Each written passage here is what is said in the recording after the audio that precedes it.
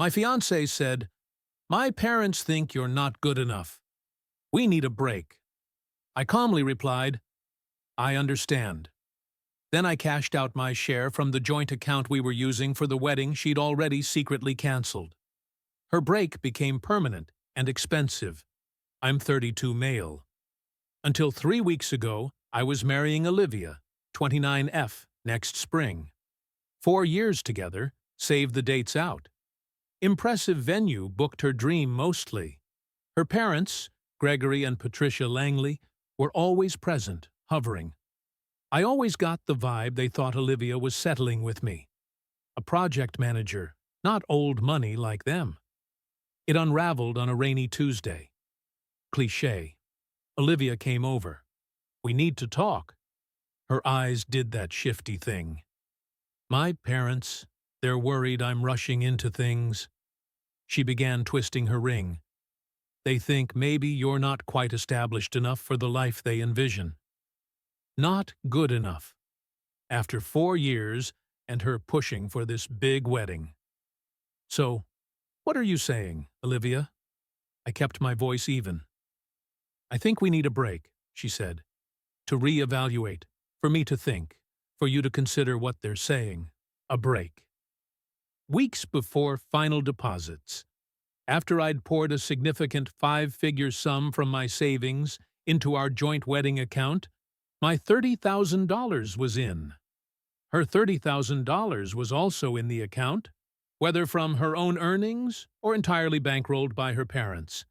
I didn't focus on then, but the full sum was present, matching mine. About $60,000 total. Something felt off, rehearsed.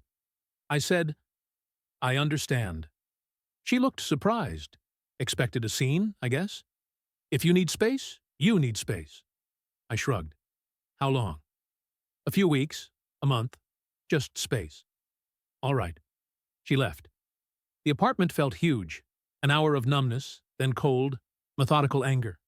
Her words, "not good enough." Her demeanor, relieved. The timing suspicious. A nasty little voice. "Check the venue." Next morning, I called the coordinator. Blair pretext menu detail. "Oh, Mr. Turner." She hesitated. "Actually, Olivia called late Monday afternoon."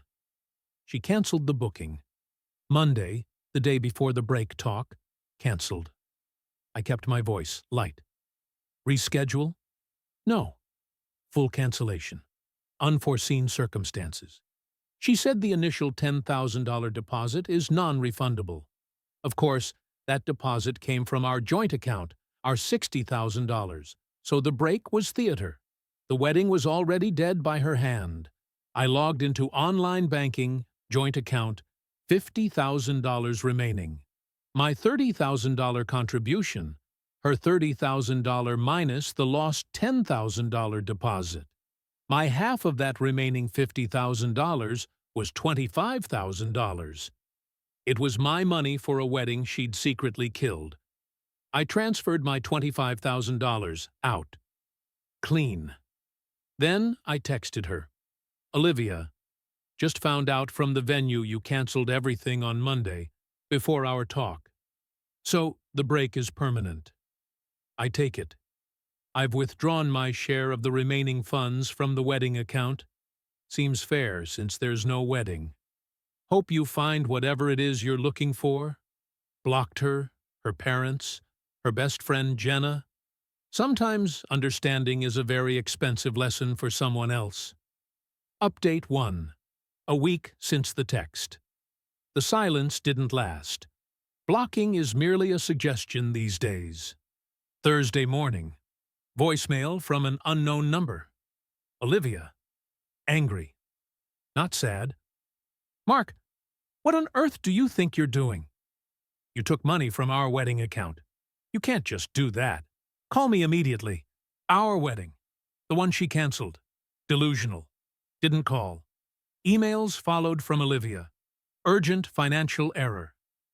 "You've made a huge mistake." Just that I'd stolen from her. I was petty, ruining her. The break wasn't a breakup, a likely story. Her parents were disgusted. return her money.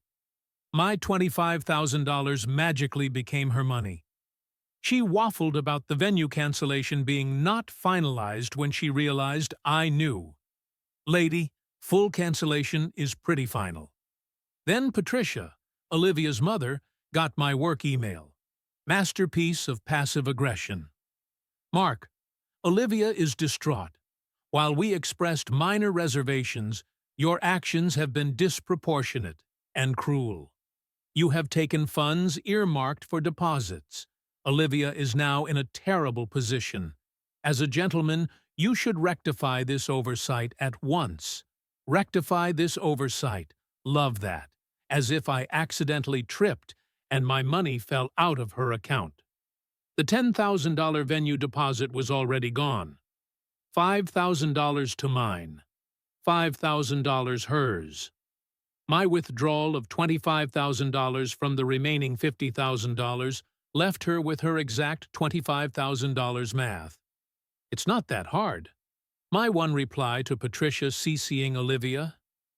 Dear Patricia, Olivia canceled the wedding venue on Monday, October 9th, before informing me she wanted a break. The funds were for that wedding. No wedding, so I reclaimed my portion. Olivia has her full contribution. Any further commitments are her own. Matter closed.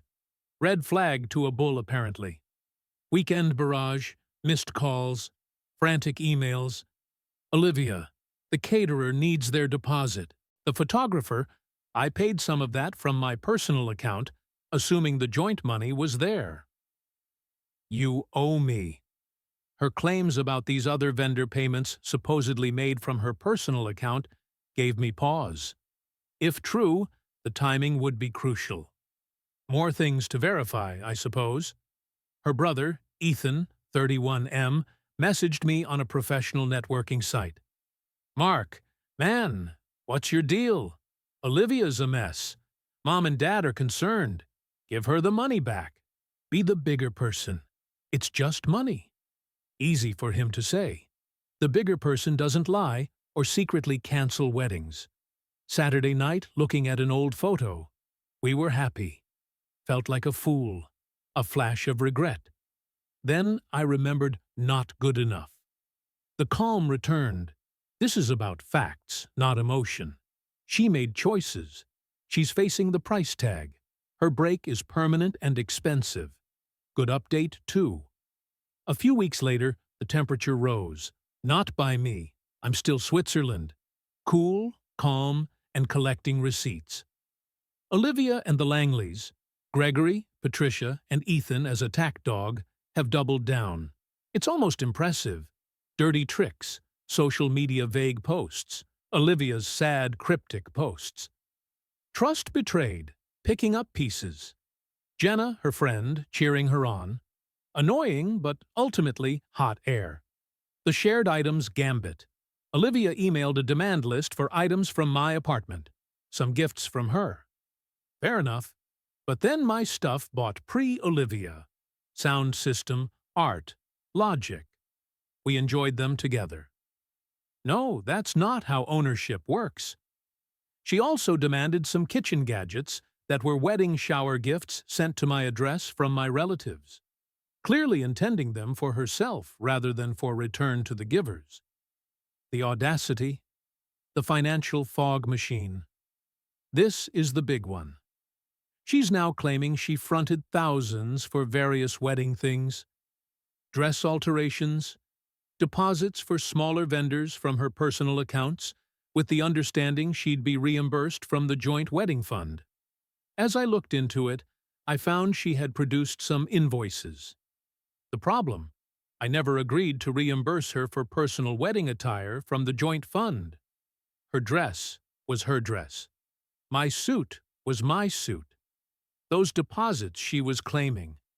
I discovered some of them were dated after she canceled the main venue. So she canceled the wedding, then continued to spend money on what exactly? A phantom wedding? Or was she hoping I wouldn't find out about the big cancellation? She's also demanding I pay half the cancellation fees for vendors she booked and then canceled, including the main venue's $10,000 non-refundable deposit. She conveniently forgets that half of that lost deposit was my money already. She wants me to pay another $5,000, so she's whole, and I'm out $10,000. The math of the truly entitled is a special kind of creative accounting. Her parents are backing her. Patricia called my mother. My mom listened, then basically said, "Patricia, it sounds like Olivia made some decisions without consulting Mark and is now upset about the consequences." Mark is a grown man, and frankly, from what he's told me, his actions seem perfectly reasonable. That conversation ended quickly. "Go, Mom." Ethan leaves sanctimonious voicemails. "You're really showing your true colors, Mark. This isn't how a man behaves. You're leaving Olivia high and dry over a misunderstanding." A secret wedding cancellation is a misunderstanding? Okay, buddy. My response to all this documentation, every email, voicemail, transcribed the important bits, every text message from before the break, my own bank statements proving my wedding purchases, confirmed with vendors I dealt with that no contracts were solely my responsibility. Quick chat with a lawyer, showed him the timeline, the joint account agreement. It was a simple one, thankfully. Just stating funds for mutual wedding costs, proof of my contribution, and Olivia's venue cancellation confirmation. His take, I'm in the clear. The money I took was verifiably mine, intended for a purpose she unilaterally nullified. Her subsequent spending or cancellation fees are her problem. He said, "She's trying to bully you." Don't let her. Good advice. The expensive part for Olivia is already happening. She's on the hook for several non-refundable deposits she paid after canceling the main venue. But before the break talk, thinking, I guess, that she could still salvage some of it or pin it on me. The photographer, the fancy cake lady, the string quartet she absolutely had to have for the non-existent ceremony. Those vendors want their cancellation fees, and they're looking at her, not me. I haven't been aggressive. I haven't slandered her. I've just stepped aside, pulled my support, pulled my money. It's fascinating, really, how quickly we and us became "you owe me" when the free ride ended. My resolve is solid. She wanted a break. She got one. A permanent, financially inconvenient one.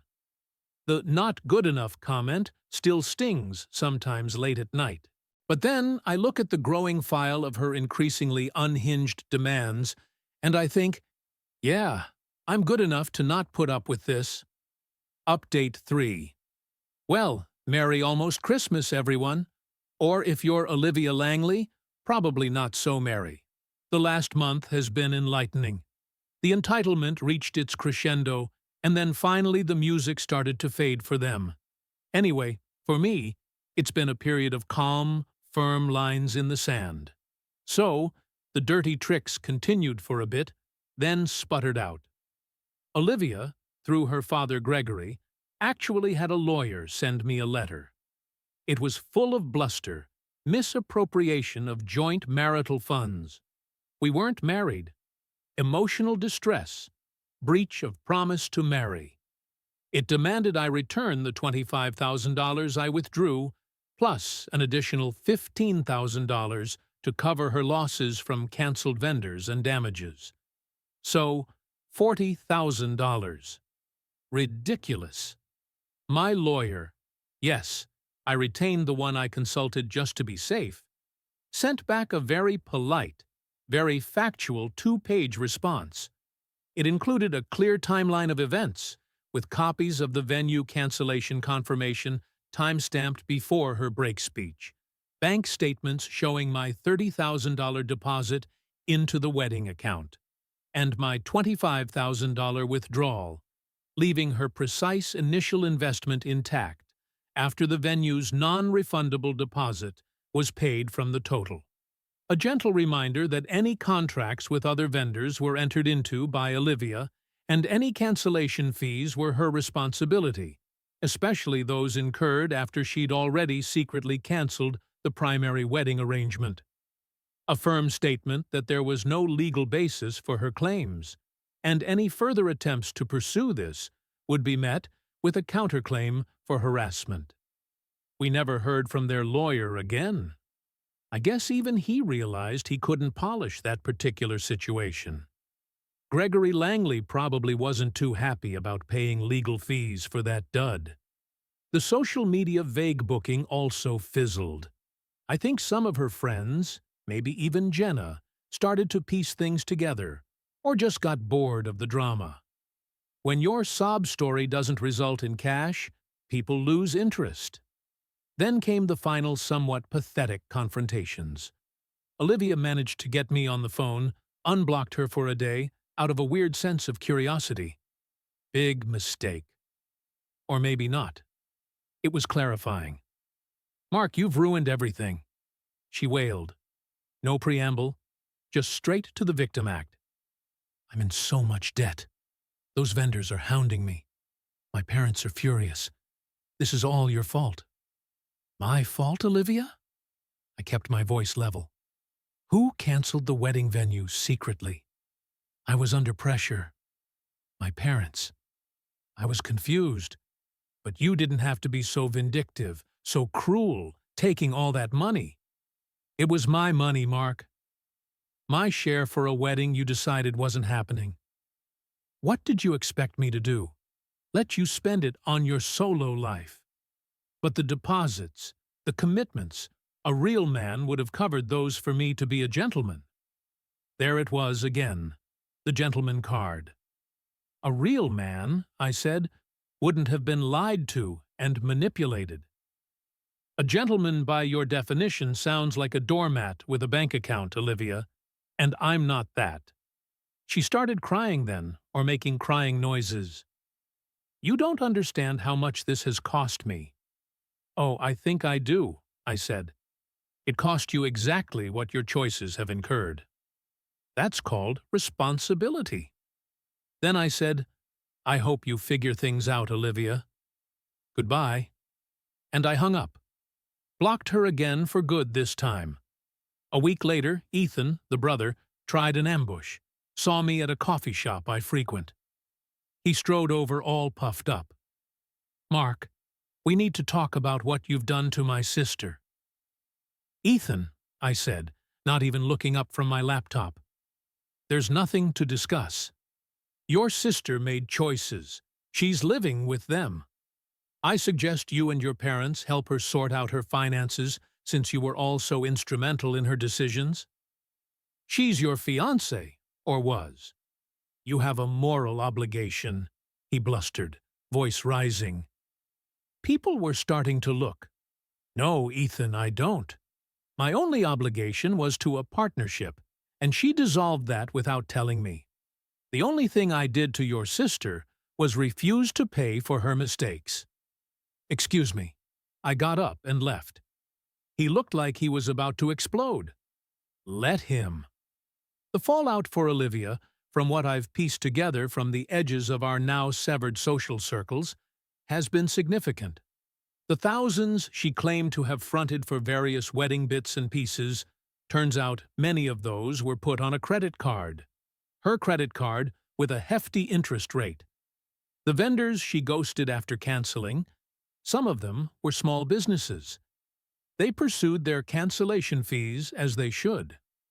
The pressure from her parents is apparently immense. Not in a supportive way, but in a "how could you be so foolish" kind of way. They're probably helping her financially, but I guarantee it comes with a lifetime supply of "I told you so" and "how could you be so foolish." Her grand vision of a perfect wedding, likely bankrolled by a combination of my savings and her parents' desire for status, imploded.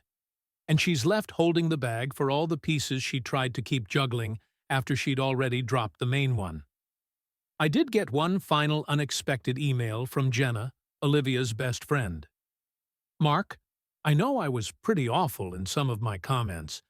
I only heard Olivia's side, and she was very convincing. I've started to see things a bit differently. She's a mess, and honestly, she's not taking much responsibility. Just wanted to say, I get it now. Sorry. Didn't reply to that either. But it was something. So the revenge. It wasn't loud. It wasn't explosive. It was just me calmly stepping out of the line of fire and letting the shrapnel from her own grenade hit her. She wanted a break. Thought I wasn't good enough. Fine. She got to see what good enough for her parents' standards would actually cost when my contribution was removed from the equation. It was expensive. Very. Final update.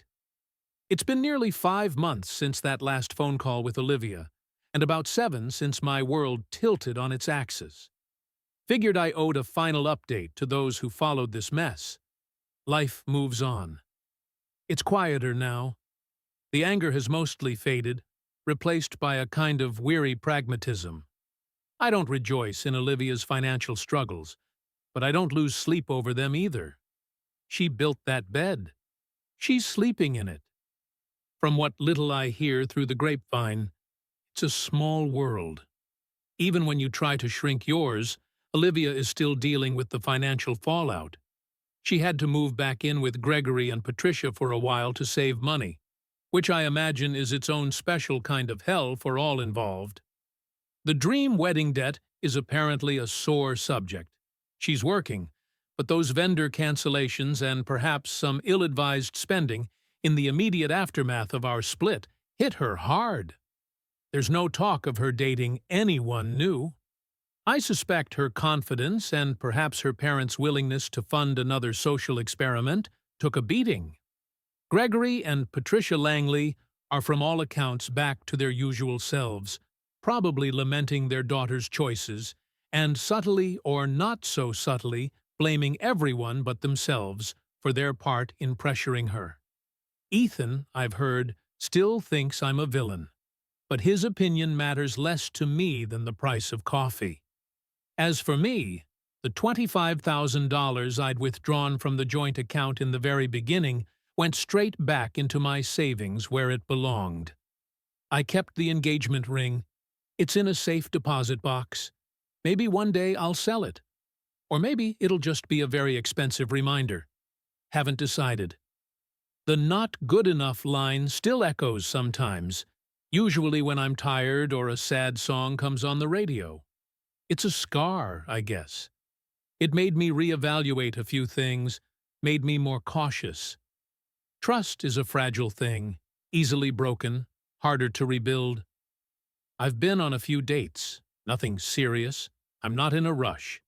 There was no dramatic courtroom showdown, no public shaming beyond what she brought on herself. My revenge, if you can call it that, was simply to hold her accountable to her own actions. I didn't stoop to her level. I didn't engage in mudslinging. I just stated facts, protected my assets, and walked away. Her entitlement, her lies, and her parents' snobbery created a perfect storm, and all I did was refuse to be its funding source. The most satisfying part, knowing I handled it with a calm I didn't know I possessed, that I didn't let them break me down or manipulate me further. The moral justification was always clear. She lied, she deceived, she tried to make me pay for it. I simply said no. So, yeah, life isn't a fairy tale. Sometimes the princess reveals herself to be more interested in the royal treasury than the prince. And sometimes the not good enough guy turns out to be good enough to see through the deception and walk away with his dignity and his savings intact. It's not a happy ending in the traditional sense. A 4-year relationship ended in a pretty ugly way. But it's a real ending, and I'm okay. I'm moving forward. That in itself feels like a victory. A break after a secret cancellation wasn't love. It was accounting. She pulled the plug, kept the performance, and expected him to fund the fallout. He did the math, kept the receipts, and walked. That isn't petty. That's a boundary, with a balance sheet. This was Whisper Wire. If this story hit a nerve, like the video, subscribe, and drop your take. Should joint wedding funds auto-split if one partner cancels in secret? Would you have left the cash? Or lifted your half and left? Your comments fuel the next whisper we tell. Remember, not good enough stings, but knowing your worth pays dividends. See you in the next story.